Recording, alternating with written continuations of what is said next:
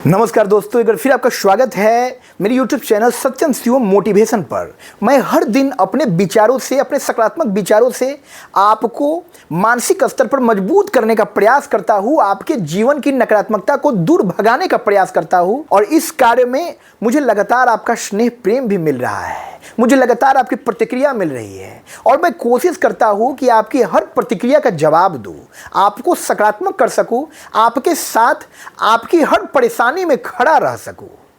तो दोस्तों, अब मेरे चैनल पर जो है मेंबरशिप की फैसिलिटी आ गई है, आप उसका लाभ उठा सकते हैं। और मेंबरशिप मंथली है, उसको लेने के बाद आपको बहुत तरह के पर्क्स मिलेंगे, बहुत तरह की सुविधाएं मिलेगी। मेरे चैनल पर कुछ वीडियोज ऐसे आएंगे, स्पेशल वीडियो जो सिर्फ मेंबर्स के लिए होंगे। तो हर तरह की मेंबरशिप है, आप जुड़ सकते हैं। आप जुड़कर अपना स्नेह प्रेम और भी ज़्यादा मुझे दे सकते हैं, इससे मेरा प्रोत्साहन होगा। यदि आप मेरे चैनल पर नए हैं तो मेरे चैनल को सब्सक्राइब कर लीजिए दोस्तों। इसी तरह के मोटिवेशनल वीडियोस मैं रोज लेकर अपने चैनल पर आता हूं। एक लॉन्ग वीडियो और एक शॉर्ट्स मेरे चैनल पर हर रोज आता है। साथ ही दोस्तों, अब मेरे वीडियोज पर सुपर थैंक्स का भी ऑप्शन आ गया है। तो आपको यदि मेरे शॉर्ट्स अच्छे लगते हैं, आपको यदि मेरी मोटिवेशनल वीडियोज अच्छी लगती है, मेरे विचार जो है आपको थोड़े बहुत भी प्रभावित करते हैं, तो आप मुझे अपना स्नेह दे, अपना सहयोग दे और सुपर थैंक्स के माध्यम से आप अपना प्रेम परिलक्षित करें दोस्तों। ये सारे ऑप्शंस यूट्यूब के हैं। आज आपकी बदौलत ही लगभग 1300 का हमारा परिवार पूरा हो गया है। इसके लिए मैं आप सभी लोगों का तहे दिल से आभारी हूँ।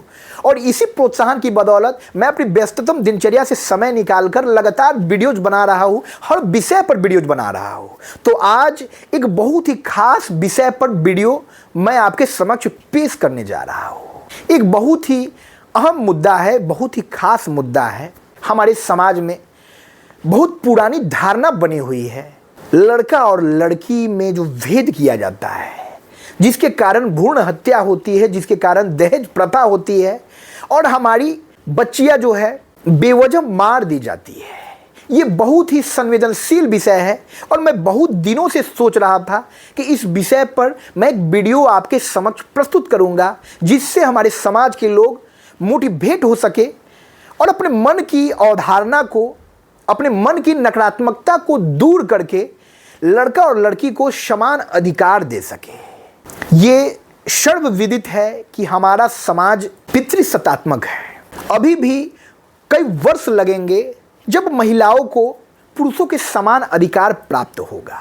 ग्रामीण परिवेश में कम पढ़े लिखे लोगों के बीच ये धारणा जोर शोर से बनी रहती है कि लड़का और लड़की में भेद होता है। जब उनके आंगन में एक बेटे का जन्म होता है तो सब बहुत प्रफुल्लित हो जाते हैं, बहुत खुशहाल हो जाते हैं, पूरा मस्ती उल्लास का माहौल होता है। और ठीक इसके विपरीत जब उनके घर में एक नन्ही कली का आगमन होता है, एक बिटिया रानी का आगमन होता है, वही समाज, वही परिवार उसका तिरस्कार करते हैं, उससे नफरत करते हैं, उससे घृणा करते हैं, शोक मनाते हैं, दुख करते हैं।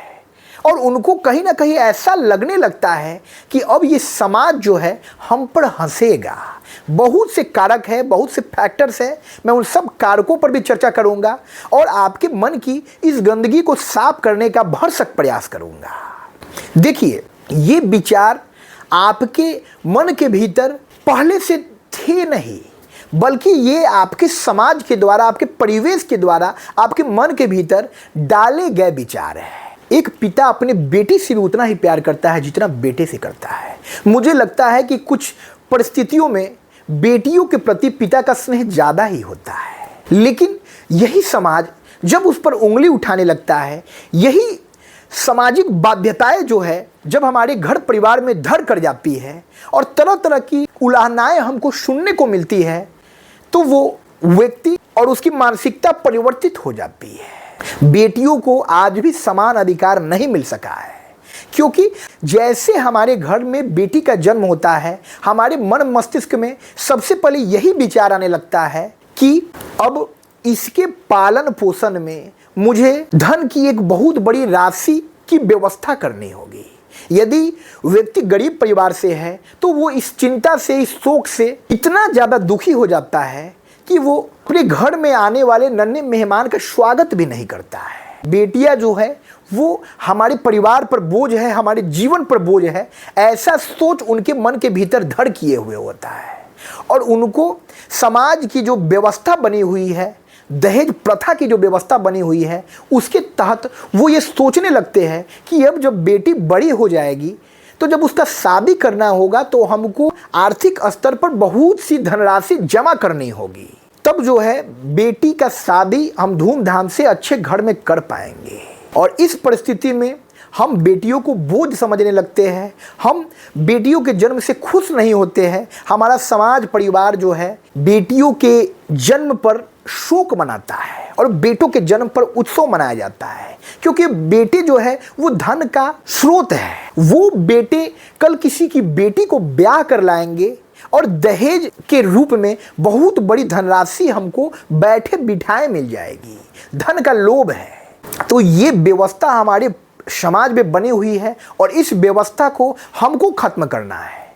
आपको याद होगा हमारे समाज में सती प्रथा बनी हुई थी, यानी जब एक विवाहित स्त्री का पति किसी भी कारण से मृत्यु को प्राप्त करता था तो उस पुरुष की चिता के साथ स्त्री को भी जलकर अपने जीवन की लीला को समाप्त कर देना था। लेकिन एक वक्त आया, हमारे समाज के सुधारक आए राजा राम मोहन राय, और उन्होंने सती प्रथा का अंत किया, इस कुप्रथा का अंत किया, जिस कुप्रथा को ग्रामीण परिवेश के लोग, समाज के लोग अंधविश्वास की तरह भी देख रहे थे कि जब एक पुरुष का जीवन समाप्त हो जाता है तो फिर स्त्री के जीवन का कोई महत्व नहीं है। वो स्त्री दर दर भटकेगी, उसके जीवन का बोझ उठाने वाला कोई नहीं होगा और इस समाज में उसका गलत उपयोग किया जाने लगेगा। इस भय से लोगों ने एक प्रथा बनाई कि पुरुषों की मृत्यु के साथ स्त्रियों को भी उनकी चिता की आगोश में समा जाना है, अपने इस जीवन को खत्म कर देना है। कैसी प्रथा है? जब हम बैठकर इस प्रथा के विषय में सोचते हैं तो हमको खुद से घिन आने लगती है, हमारे समाज से घिन आने लगती है कि इतने महत्वपूर्ण जीवन को, जिस जीवन को बनाने में कई वर्ष लग गए, कितने लोगों की तपस्याएं लगी है, उस जीवन को एक कुप्रथा के हाथों जो है हम बलि चढ़ा देते हैं। लेकिन आज वो कुप्रथा हमारे समाज से खत्म हो गई है और हमारा समाज बहुत हद तक सुदृढ़ हो गया है। दहेज प्रथा जो है हमारे समाज में फैली हुई है। कुछ लोभी लोग जो है इस प्रथा को बढ़ावा दे रहे हैं। बहुत हद तक ये प्रथा भी अब खत्म होने की कगार पर है। क्यों? क्योंकि हमारे आपके जैसे कुछ प्रबुद्ध अभिभावक हैं जो लड़के और लड़की में भेद नहीं करते हैं। उनके लिए दोनों बराबर है, उनके लिए दोनों के प्रति स्नेह जो है समान है, क्योंकि वो इस बात को समझते हैं कि हमको बिटिया के जन्म पर शोक इसलिए होता है क्योंकि हम अपनी बिटिया को उस काबिल नहीं बनाते हैं। हम अपनी सामाजिक व्यवस्था के अंतर्गत शुरू से ये धारणा बनाए हुए हैं कि बिटिया जो है वो चूल्हे चौके का ही कार्य करेगी, घर का ही कार्य करेगी और विवाहित होकर दूसरे घर चली जाएगी। लेकिन आज के परिवेश में, आज के आधुनिक युग में लड़कियां जो है लड़कों के साथ कदम से कदम मिलाकर चल रही है और कुछ ऐसे क्षेत्र है जहां लड़कियां लड़कों से 2 कदम आगे ही चल रही है। तो समाज बदल गया है, हमारी सोच को भी बदला जाना बहुत जरूरी है। तो आपको इस कुप्रथा को खत्म करने के लिए, आपको इस नकारात्मक विचार को खत्म करने के लिए, इस मानसिकता को हटाने के लिए सबसे पहले ये सकारात्मक कार्य करना है कि यदि आपकी बिटिया है या आपके घर में बिटिया का जन्म होता है तो आप उसको अपने पैरों पर खड़ा होने का मौका दें। आप उसको उतना उत्कृष्ट शिक्षा दें जिसकी बदौलत वो समाज में एक बेहतरीन ओहदा प्राप्त कर सके, और जब वो समाज में एक प्रतिष्ठित पद प्राप्त कर लेगी तो फिर उसकी शादी की भी कोई चिंता उसके अभिभावक को नहीं होगी। वो हाउसवाइफ बनकर जीवन यापन नहीं करेगी, वो सेल्फ डिपेंडेंट होगी और इतनी ज़्यादा वो अपने पैरों पर खड़ी हो जाएगी कि 2, 4, 10, 50 लोगों को वो नौकरी भी दे सके। तो हमको अपनी बिटिया को ऐसी शिक्षा देनी है कि उसका मानसिक विकास हो, सकारात्मक विकास हो और वो अपने जीवन में एक अच्छे मुकाम को प्राप्त कर सके। साथ ही आए दिन हमको लड़कियों पर होने वाले विभिन्न तरह के अत्याचारों की खबर सुनने को मिलती है। ये भी कमी कहीं ना कहीं हम में है। हमको अपने बच्चों को उतना ढील नहीं देना है, हमको अपने बच्चों की हर क्रियाकलाप पर ध्यान देना है और हमको अपने बच्चियों को उतना मजबूत बनाना है कि वो समाज में डटकर किसी भी दुराचारी का सामना कर सके। आज हमारी बेटियां मार्शल आर्ट और बहुत तरह के स्वर रक्षा की तकनीकों को सीख रही है, तो हमको भी अपनी बेटियों को उन तकनीकों को सीखने में मदद करना है और आत्मरक्षा करने के लिए प्रेरित करना है। इस जीवन में हर व्यक्ति अकेला आया है, वो पुरुष हो या स्त्री, तो हमको स्वयं की रक्षा स्वयं ही करनी है। हर जगह हमारे अभिभावक हमारे साथ नहीं जाएंगे, हर जगह हमारा बॉडीगार्ड हमारे साथ नहीं जाएगा। हमको इस जीवन समर को खुद अकेले लड़ना है। तो हमको अपने बच्चों को, बच्चियों को बचपन से ये शिक्षा देनी है कि तुमको अन्याय का सामना नहीं करना है, तुमको अन्याय को सहना नहीं है, हर अन्याय का डटकर मुकाबला करना है, स्वर रक्षा की तकनीकों को सीखना है और जीवन में सर उठाकर सफलता की उच्चतम अवस्था को प्राप्त करना है। जब हमारा समाज बेटियों की शिक्षा पर बल देगा, बेटियों को बेटों की तरह ही पढ़ाएगा, लिखाएगा और उनको अपने पैरों पर खड़ा होने का मौका देगा, तो बेटियां भी ये साबित कर देंगी कि वो बेटों से कम नहीं है, बल्कि बेटों से 2 कदम आगे ही है। और इस तरह उनकी शादी की भी जो परेशानी है वो भी खत्म हो जाएगी और हमारे मन के जो कुविचार है वो भी खत्म हो जाएंगे।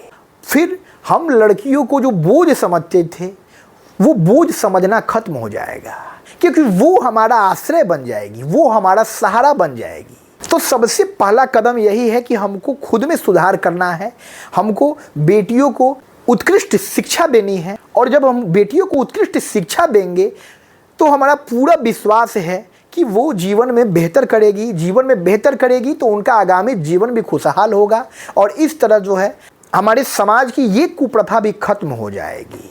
हम ना दहेज देंगे और ना दहेज लेंगे। हमको ये मानसिकता बनानी है, हमको दूसरों के धन का लोभ नहीं होना चाहिए। हम अपने दम पर, अपने हैसियत के हिसाब से सुख सुविधा, भोग विलास की वस्तुओं को इकट्ठा करेंगे।